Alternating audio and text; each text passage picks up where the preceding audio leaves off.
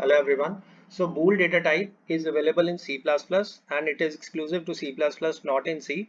This particular data type has a keyword bool and it is used to store value true and false, and the default value is false. So this particular anything that is dealing with relational operators, logical operators, you are flags to manipulate them. So in that case we use bool and it consumes 1 byte of memory. So you can use it like this. This statement will have bool as its data type and true will be the literal that it will be having, and that literal will be of bool type. So this is how the boolean data type or bool data type as a keyword is used. In this program I shall be discussing about the bool data type. Now bool is a data type and let the variable be flag.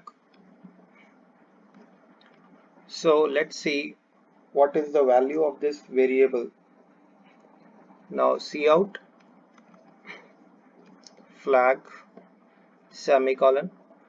Let me save the program and run this. So you get 0. Now you set it to true, save it and run it, and you get 1. Now if you want to print the value as true and false, you will have to use bool. Okay, first I include the header file so that it can be available. So I include hash include io_manip.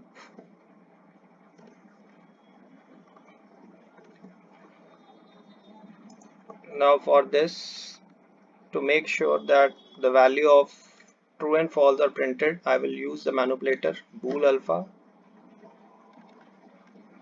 ALPHA,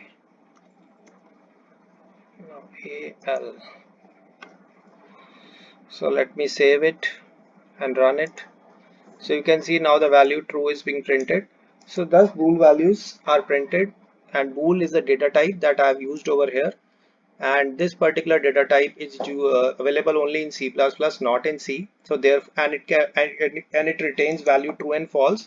But usually when you don't print it with boolalpha, it prints the value 1 for true and 0 for false.